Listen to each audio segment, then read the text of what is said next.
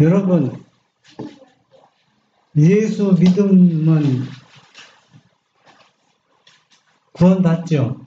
네. 그런데 구원받는데 우리가 성경을 어떻게 이해하고 그것을 우리 생활 속에서 순종하느냐, 그것이 매우 중요하다는 것입니다. 우리가 예수 믿으면 다 구원받는 건 성경이 말해주었습니다. 그러나 구원받는 조건들이 성경 안에 다 갖춰져 있어요. 또 예수님께서 말씀해 주셨습니다. 여러분, 누가 돈을 주면서 이것 가지고 당신은 한 달 동안 생활하십시오. 돈 준 사람이 무엇까지 먹을 것을 다 설명해 주지 않죠. 왜냐하면 그 돈이 무엇을 할 수 있는 거, 돈 받은 사람이 다 할 수 있는 뭐가 있어요. 생각이 다 있다는 얘기입니다. 자기가 필요한 거, 먹고 싶은 거 사 먹을 수 있어요. 성경에서 이것 해라 저거 해라 다 한 가지 지적해 주지 않지만 그 돈을 짜임새 있게 활용한다는 얘기입니다. 그럼 우리도 예수님을 믿으면 다 구원받는다고 말씀해 주셨지만 그 말씀 안에 우리가 갖춰야 할 뭐가 있어요. 해야 할 일들이 있고 우리가 또 순종해야 할 일들이 있다는 얘기입니다.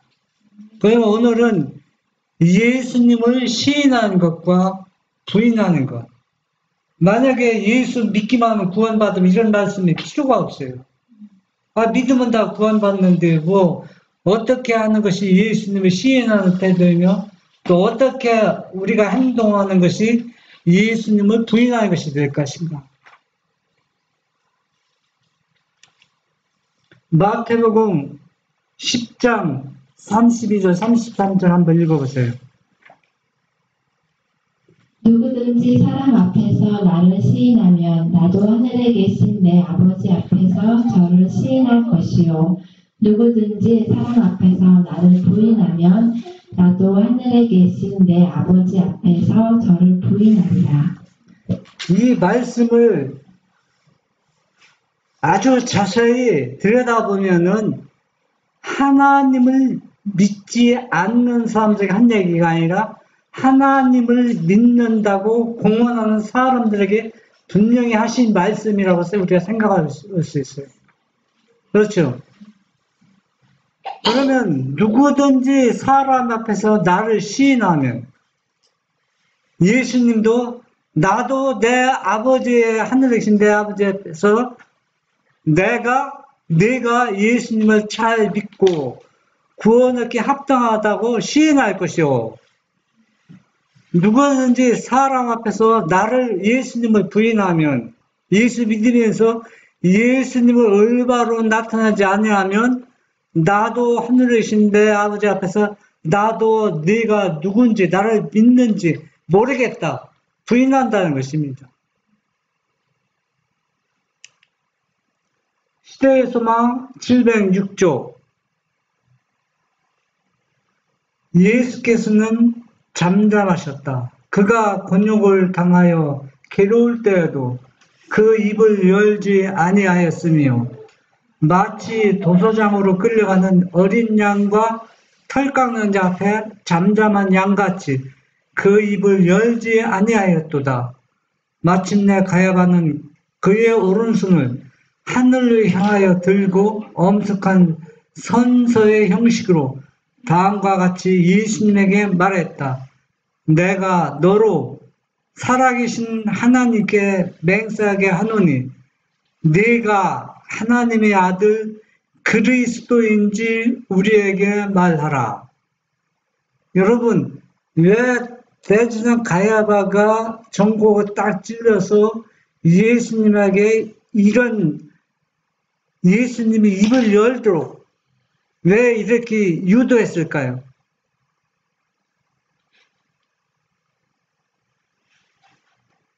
왜 가야바가 예수님이 하나님의 아들이라고 얘기 안 했습니까?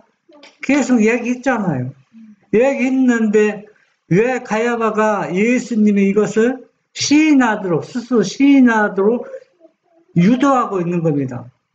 그러면 예수님이 이 당시 침묵을 지킬 수도 있고 또 예수님이 침묵을 지키면 누구를 부인하는 거예요?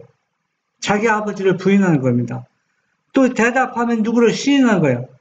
아버지를 시인하는 겁니다. 그러면 우리가 이런 환경에 처했을 때, 이런 시험을 받았을 때 예수님이 어떻게 하셨는가 우리도 예수님을 따라가야 된다는 얘기입니다. 왜 질문을 했느냐면 유대인들이 그 하나님의 아들이라고 말한다고 제목을 버렸습니다. 그렇기 때문에 그것을 제 입으로 확인하기 위해서. 너 읽어보세요.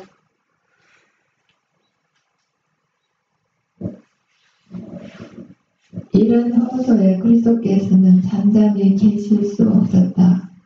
잠잠할 때가 따로 있었다.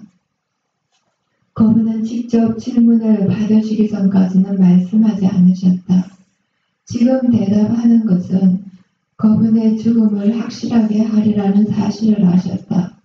그러나 이 호소는 민족에 공인된 최고의 권위와 지극히 높으신의 이름으로 이루어진 바 되었다. 네. 지금 가야바가 질문한 의도와 예수님의 대답하는 것은 상반적입니다.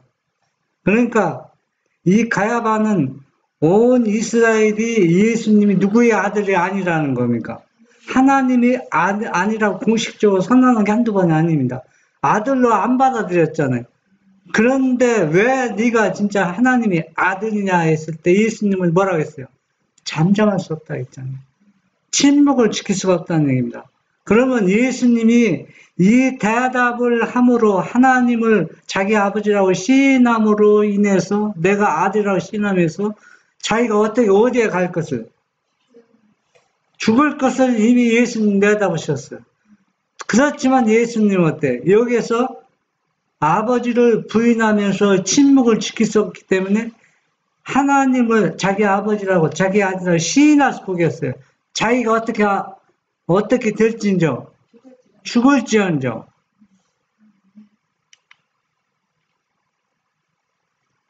그리스도께서는 율법에 대한 진정한 존경심을 나타내 보이실 것이다.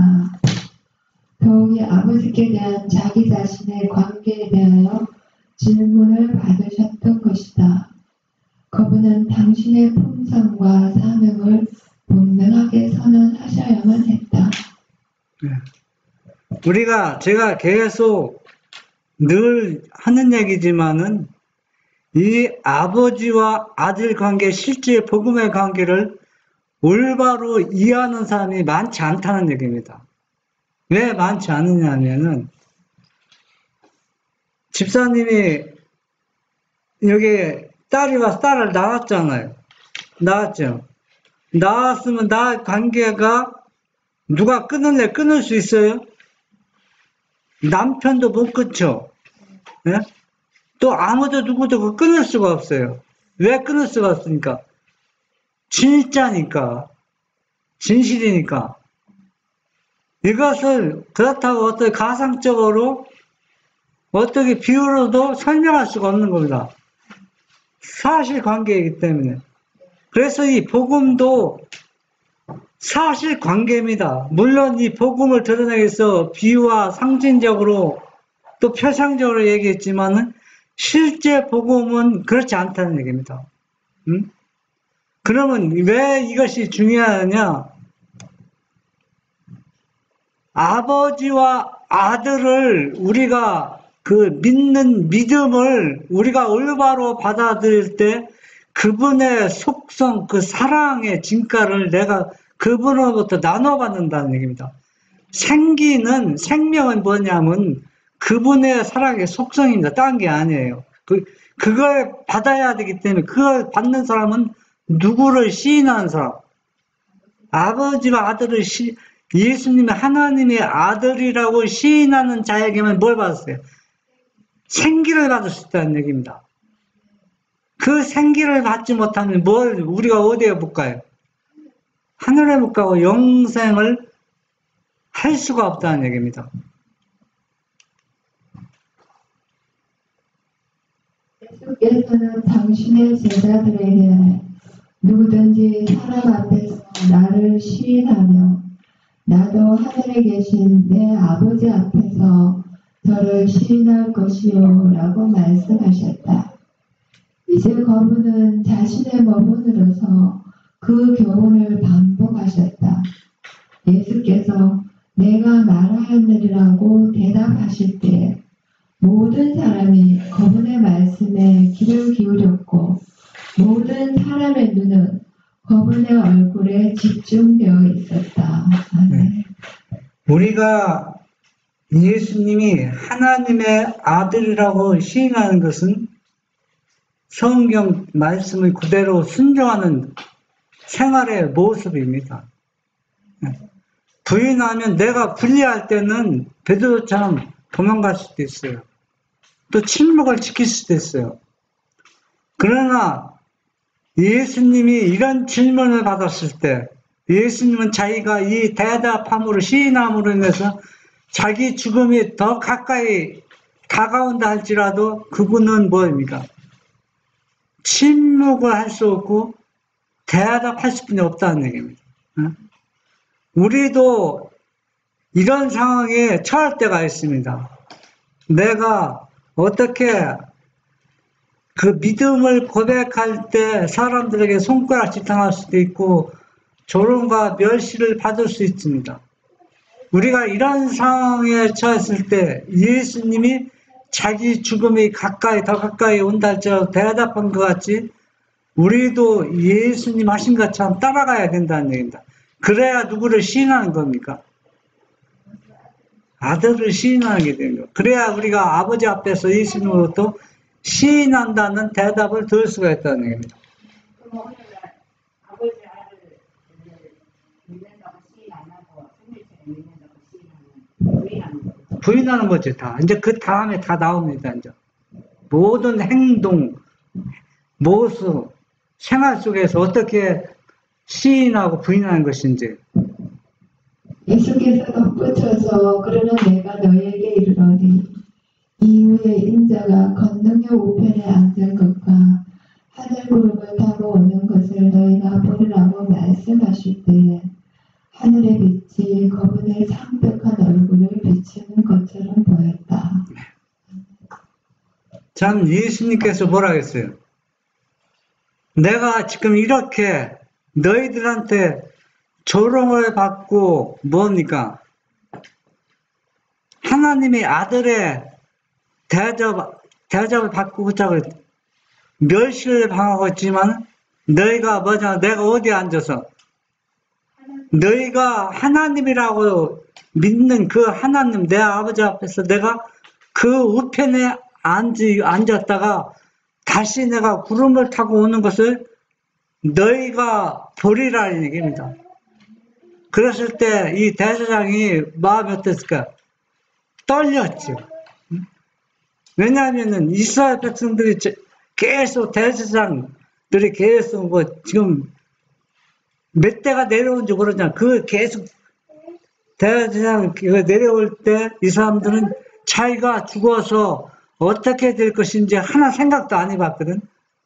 그런데 예수님께서 죽은 자도 어떻게 된다는 것을 말씀해 주셨습니다. 시도가 그리스도의 신성은 그분의 인성의 상태를 통하여 번쩍거렸다. 대제사장도 구주를 깨뜨려보는 시선 앞에 두려워서 떨었다. 그 시선은 대제사장의 숨겨진 생각을 읽고 그의 마음을 깨뜨리는 것처럼 보였다. 그는 일생 동안 그 핍박받으시던 하나님 아들의 엄중한 시선을 결코 잊을 수 없었다. 네. 예수님이 하나님 아들로서 인간으로 이 땅에 오셔서 이 평생에 지금 좋은 대접을 받았습니까? 좋은 대접을 못 받았죠. 핍박과 조롱과 멸시를 받았는데 예수님의 인성이 뭐가 번쩍했다. 신성이 잠시 전 번쩍이면서 그 대제사장 가야바의 마음을 완전히 자기가 무슨 생각을 하고 있는지, 무슨 계획을 하고 있는지 완전히 깨뜨려 보는 것처럼, 그랬을 때 이 대제사장이 떨었습니다. 이렇게 떨었으면 자기 마음이 뭐였으면, 이 모습이 뭐였으면 어떻게 해야 돼? 자기 죄를 회개하고 입은 어떻게 시인해야 됩니다.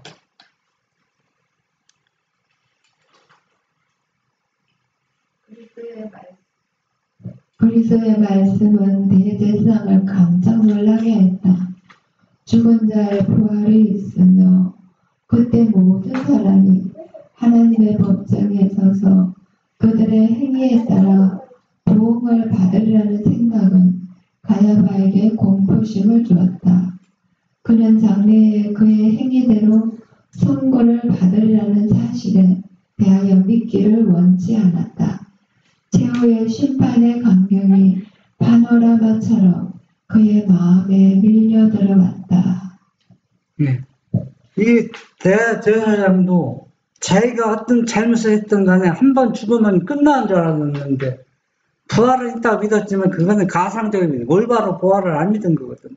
오늘날도 하나님의 믿노라 하면서도 부활이 악인의 부활과 의인의 부활이 있다고 다 인정을 하는데 실제 부활이 있어서 내가 행한 대로 뭘 받아? 심판을 받을 것을 생각지 않는 겁니다. 그것을 깊이 생각했다면 우리가 예수님이 그 어려운 역경 속에서 자기가 부인하고 시인한 것처럼 우리도 예수님이 믿는 사람도 어떤 형벌이나 어떤 죽음이 온다 할지라도 우리는 우리 행위대로 내가 죽었다 할지라도 다시 깨워서 부활해서 행위대로 심판을 받는 겁니다. 이 대제사장도 자기가 죽으면 끝난 줄 알았는데 다시 부활해서 심판을 받을 것이다. 그럴 때 이 대제사장이 안 떨궜어요? 떨었을 뿐이 없어요. 심령이.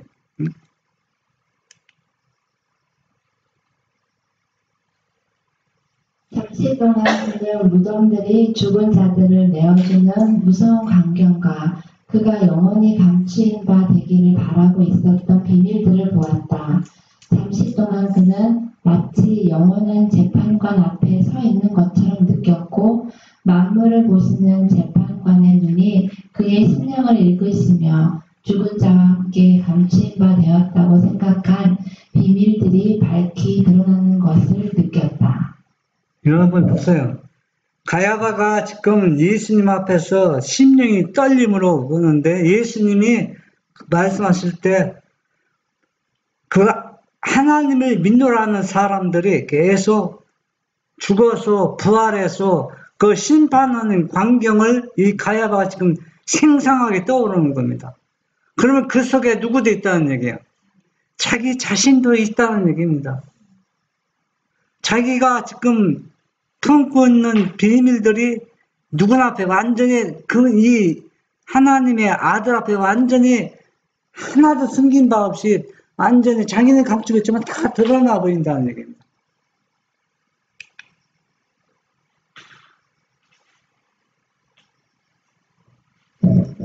그리스도를 믿노라고 고백하기 위하여 우리는 그분께서 고백하시게 해야 한다. 이게 무슨 뜻입니까? 왜 예수님께서 고백하게 해야 됩니까? 하나님과 안 들리십니까? 여러분 이 말씀 한번 생각해 보세요. 그리스도 믿노라고 고백하기 위해 우리는 그분께서 내가 고백하는 거 아닙니다. 그분께서 고백하시게 해야 한다. 우리가 그분이 고백하게 해야 된다. 뭘 고백하게 해야 된다는 얘기입니까? 아니 그것도 맞지만은 이게 무슨 의미냐면 우리가 예수님이 하나님의 아들이라고 우리가 시인하면은 예수님께서 아버지 앞에 뭘 고백했습니다. 저 사람은 진짜 뭐대로 말씀대로 순종했습니다. 예수님이 어떻게 하도록 고백하게 우리가 해야 된다는 얘기예요. 그러니까 우리가 어떤 행동에 따라서 하나에 따라서 예수님이 우리를 부인할 수도 있고 시인할 수 있습니다. 그러니까 여기에는 우리가 예수님이 시인하도록 그분이 고백하도록 우리가 그런 믿음의 생활을 해야 한다는 얘기입니다. 그리스도의 마음과 정신이 마음속에 있지 않냐면 어떤 사람도 그리스도를 믿노라고 진정으로 고백할 수 없다. 만일 경건의 모양을 갖는 것과 진리를 인정하는 것이 그리스도를 믿노라고 고백하는 일의 전부라면 우리는 생명으로 인도하는 길이 넓고 그 길을 찾는 자들이 많다고 말할 수 있다. 좁은 길이 무엇인지 알겠죠? 넓은 길은 뭐냐? 예수님을 부인하면서 생활하는 것이 넓은 길입니다. 또 시인하는 길은 예수님처럼 어떤 역경이 있다 할지라도 내 생명이 위험이 내 생명이 오늘 잃을지라도 그분을 시인하는 거 사는 것이 뭡니까? 좁은 길로 가는 것입니다. 그러니까 여기에서 예수님이 시인한 것처럼 대답한 것처럼 그 길을 가는 길이 사람들이 많다 적다는 겁니다. 예. 그런데 부인하는 길을 따라가는 그 사람이 넓은 길은 많다는 얘기입니다. 그러니까 대부분이 예수님을 믿노라 하면서 지금 어떤 길을 가고 있어요? 넓은 길을 가면서 자기가 평생에 헌신하고 봉사하면서 지금 누구를 부인하고 있어요? 예수님을 부인하고 있다는 얘기입니다. 우리는 그리스도를 믿노라고 고백하는 것이 무엇이며 우리가 어떤 점에서 그분을 부인하게 되는지 알아야 한다. 우리의 입술로는 그분을 믿노라고 고백할 수 있지만 행동으로는 그분을 부인할 수 있다. 생애에 나타난 성령의 열매는 그분을 믿노라는 고백이 된다. 우리가 그리스도를 위하여 모든 것을 버리면 우리의 생애는 겸손해지고 우리의 대화는 거룩해지고 우리의 행동은 허움이 없어질 것이다. 아멘. 이제 우리가 분명히 알아야 될 것은 예수 믿음을 구원했는데 노력은 하지 않는다는 얘기입니다. 네. 예. 왜 그러면 천국은 침례요한이 뭐라고 했어요? 어떤 자가 침노하는 자는 뭘 의미합니까? 싸우는 것을 의미하잖아요. 전투를 의미합니다. 그러면 이 전투는 뭘 잡니까? 자기 자신과 자아와 싸우는 겁니다. 이 자아 싸우는 노력해야 자아 이길 수 있지 노력하지 않고는 자아를 이길 수가 없어. 자기 자신을 이길 수가 없다는 얘기입니다. 그냥 저절로 이루어지는 게 아니라는 얘기입니다. 그렇게 할 때 우리의 마음은, 우리의 생애는 어떻게 지고 겸손해지고 뭘 열매가 맺죠? 성령이 열매가 맺힙니다. 내 자신이 겸손해지지 않고 성령이 열매가 맺혀지고 있지 않다면 누구를 부인하는 겁니까? 예수님을 부인하면서 예수님을 계속 믿고 있다는 얘기입니다.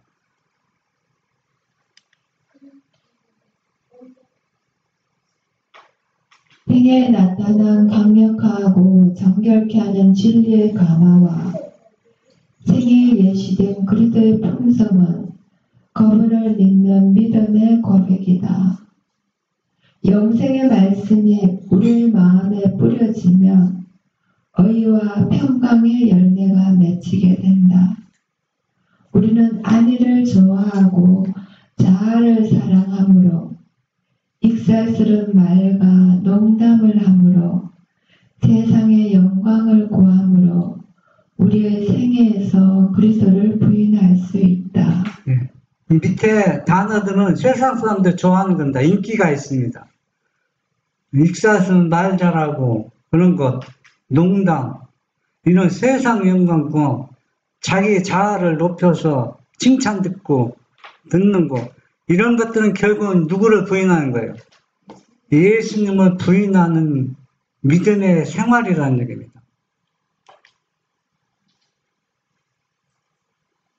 우리는 외모에 있어서 세상과 일치됨으로 교만한 태도를 취하고 비싼 옷을 입음으로 그분을 부인할 수도 있다. 네, 우리는 세상과 일치되고 교만한 태도.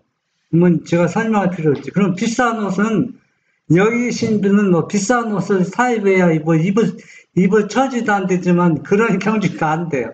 여기서 비싼 옷이나 세상 사람들이 몇백씩 뭐 메이커 있는 거 있잖아요. 그런 것들을 의미하지 뭐 우리가 입고 있는 그런 옷을 의미하는 건 아닙니다. 세상 사람들은 그런 옷을 입잖아요. 그런데 우리 교인 중에서도 그런 옷을 갖기를 원하는 분이 있었다는 얘기입니다. 선지자가 이런 기록을 했을 때는 오직 끊임없는 정성과 인내, 거의 중단 없는 기도를 통해서만 우리는 생애에서 그리스도의 품성과 거룩하게 하는 진리의 감화를 나타내게 될 것이다. 많은 사람들은 참을성이 없고 성을 잘 내는 정신 때문에 그리스도를 그들의 가정에서 쫓아낸다. 그런 사람들에게는 이런 점에서 극복해야 할 것이 있다. 네, 우리가 다 이런 공통점을 갖고 있죠. 뭐 나는 이런 거 없다 하는 사람은 아무도 없어요. 이런 것들은 어때요? 고치지 않으면 어때요? 아무리 예수님을 믿는다 해도 예수님을 부인하면서 믿는 겁니다. 성을 참지 못하는 정신, 이런 것들은 가정에서 누구를 쫓아버린다는 얘기예요. 예수님을 쫓아버린다가 예수님을 계속 부인하기 때문에 그분이 내 가정에 존재해 계실 수가 없다는 얘기입니다. 1증언 308 노유를 막론하고 그들 앞에는 싸워야 할 투쟁, 곧 전쟁이 있다. 그들은 한순간도 졸아서는 안 된다. 교활한 원수는 그들을 미혹하여 정복하기 위하여 끊임없이 깨어있다. 현대 진리를 믿는 신자들은 그들의 원수처럼 깨어 있어야 하고 사단을 저항하는 일에 지혜를 나타내야 한다. 그들이 이렇게 할 것인가? 그들이 이 싸움에서 참고 견딜 것인가? 그들이 모든 죄에서 떠나기 위하여 조심할 것인가? 그리스도께서는 여러 면에서 부인을 당하고 계십니다. 예. 예수님은 여러 면에서 우리가 예수님을 잘 믿는다고 아무리 큰 소리 쳐도 계속 뭘 당하고 있다? 부인을 당하고 있다입니다. 우리는 어떻게 해요? 이 싸움을 싸우기 위해서 늘 깨어서 기도해야 하며 우리가 죄에서 떠난 것은 저절로 떠나는 게 아니라입니다. 투쟁과 싸워서 자아와 싸워서 얼마나 큰 싸움을 따라서 내가 죄에서 돌아설 수가 있다는 얘기입니다. 그렇게 할 때 우리는 여러 면에서 그분을 부인하지 않고 그분을 시인하면서 살아간다는 얘기입니다. 우리는 진리와 반대되는 말을 함으로 다른 사람들을 비방함으로 어리석은 이야기나 농담을 함으로 무익한 말을 함으로 그분을 부인할 수 있다. 이런 일에 있어서 우리는 재치나 지혜를 별로 나타내지 않는다. 우리는 스스로를 약화시킨다. 우리의 노력은 우리의 큰 원수를 저항하기에 약하다. 그러므로 우리는 정복당한다. 어떤 상황에도 다른 사람을 비방하는 것은 믿는 사람은 형제를 비방하면 그것도 뭐 하는 거예요? 그리스도를 부인하는 겁니다. 어리석은 이야기나 농담, 아무 유익하지 않는 말을 하는 것도 누구를 부인하는 것? 그분을 부인한 것입니다. 그러면은 여러분 우리가 잠시 생각해 봅시다. 그러면 우리가 지난해 과거에 생각해 보면 예수님을 시인할 때가 많았습니까? 부인할 때가 많았습니까? 저는 여러분에게 대답하기를 원하지 않습니다. 각자 한번 생각해 보시기 바랍니다.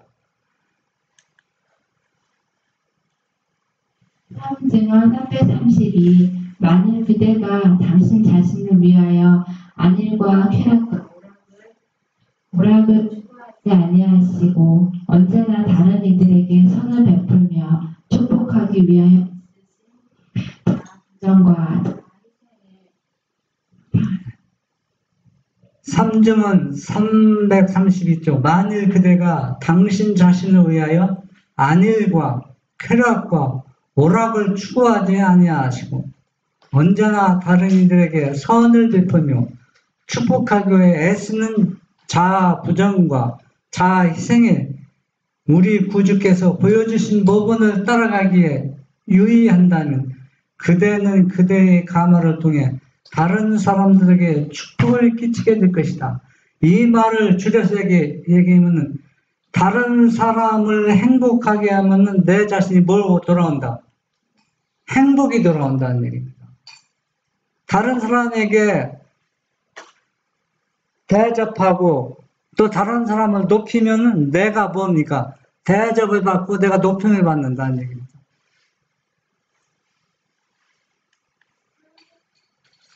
사이에서나 가정에서나 또한 우리가 처하는 생애의 어떤 관계를 막론하고 사람들과 어울릴 때는 그 범위가 크든 작든 우리는 여러 가지 모양으로 우리 주님을 시인할 수 있고 여러 가지 모양으로 우리 주님을 부인할 수 있다.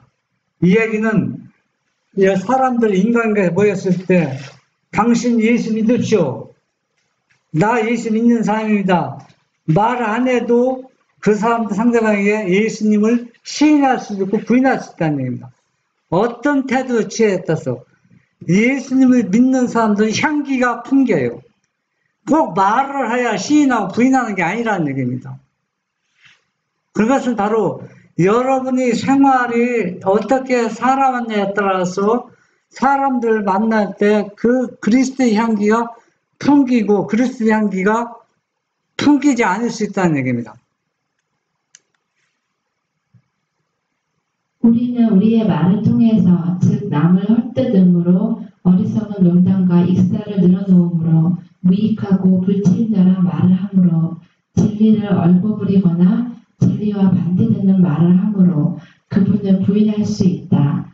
우리의 언어를 통하여 우리는 그리스도께서 우리 속에 계시지 않음을 고백하게 된다. 네, 이wan 우리가 쉽게 얘기하면 내가 설명을 해야 되는데 잘 설명할 수 없어요. 그렇잖아요. 그래서 설명한다는 것이 잘못하면은 잘못 설명해서 그분을 시인하는 것이 아니라 뭐가 하게 돼요? 부인하게 된다는 얘기입니다. 내가 잘 모르면은 뭡니까? 침묵을 지키는 겁니다. 내가 확실히 알면은 어때요? 말을 하는 것입니다. 그 예수님을 시인하는 것입니다. 우리의 언어가 그러나 우리는 무조건 남을 헛듣는 것, 비방은 무조건 어때요? 어떤 역경이 있어도 그 사람이 어떤 뭐에 있어도 그것은 그분을 부인하는 쪽에 속한다는 얘기입니다. 그분은. 그러니까 왜 그 얘기하느냐 하면은 죄를 지적해주고 그 죄를 돌아서게 하는 것은 요셉 정신, 요셉과 정신이에요.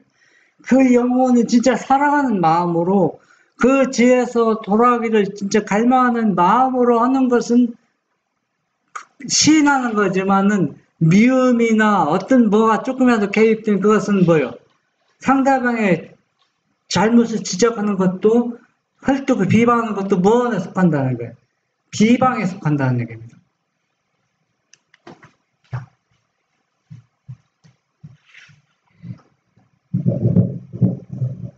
우리는 품성을 통하여 적 아내를 사랑함으로 또한 우리가 하지 않으면 누군가가 반드시 감당해야 할 생애의 짐과 의무를 회피함으로 제때 쾌락을 사랑함으로 거분을 부인할 수 있다. 또한 의복에 대한 자랑을 통하여나 세상과 일치함으로 그리고 외모에 어그러진 행동을 함으로 그리스도를 부인할 수 있다. 우리는 뭐 여기는 여러분들이 다 이해되실 말씀인데 한 가지에서 우리가 이걸 꼭 해야 되는데 하기 싫은 게 있어요. 이거는 내가 아니고 다른 사람이 일을 해줬으면 하는 일들이 간혹 있어요. 자신 있지 않지만 그것도 안 하면 뭡니까? 다른 사람에게 무거운 짐을 져주게 하는 것도 누구를 부인하는 것, 예수님을 부인하는 걸 해야 된다. 내가 하기 싫은 일이 나에게 닥쳐온다 할지라도 그 일을 내가 해야 되면은 그 일을 하는 것이 누구를 시인하는 겁니까? 그분을 시인하고 올바로 믿는 거라는 얘기입니다.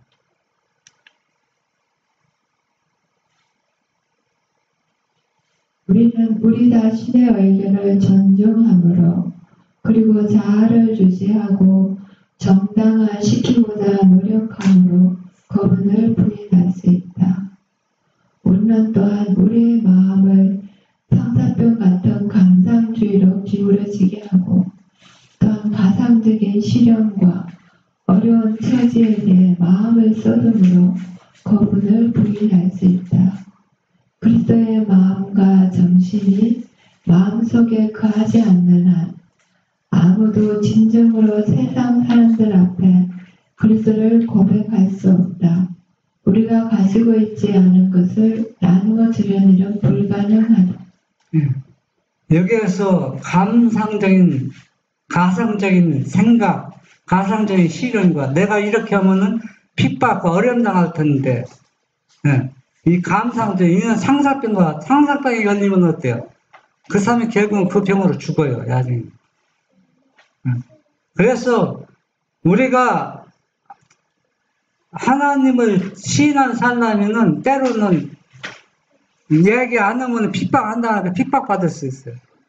또 무시당하고 조롱받을 수 있습니다. 또 우리가 가상적으로 생각하는 겁니다. 아, 내가 진리대로 살면은 내가 어려움 당할 때 우리도 도와줄 교인들이 없는데 특히 초상당하면은요 남자들은 그게 제일 걱정이거든요. 왜? 없잖아요, 도와줄 사람들이.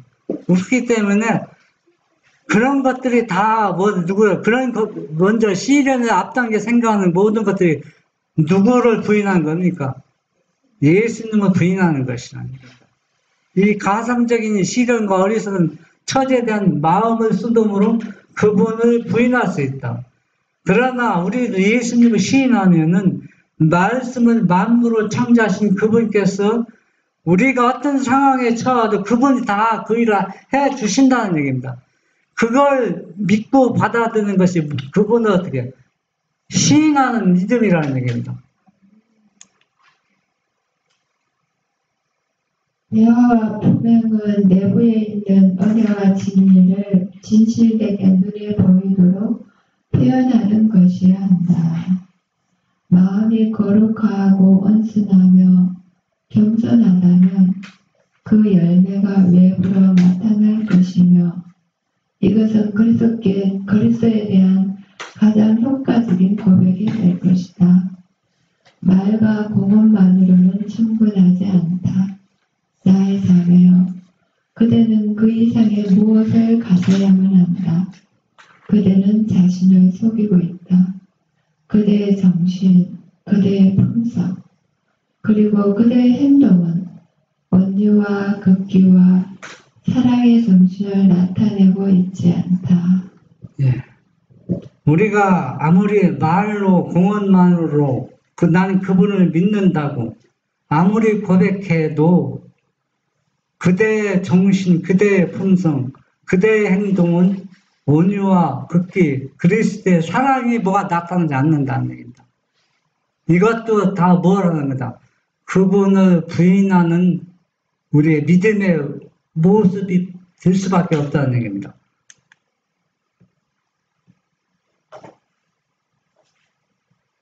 말과 공언을 통하여 겸손과 사랑을 크게 표현할 수 있을지 모르나 하나님의 은혜에 의하여 매일의 행동이 제어되지 않는다면 그대는 하늘 선물을 나누어 받은 자가 아니다.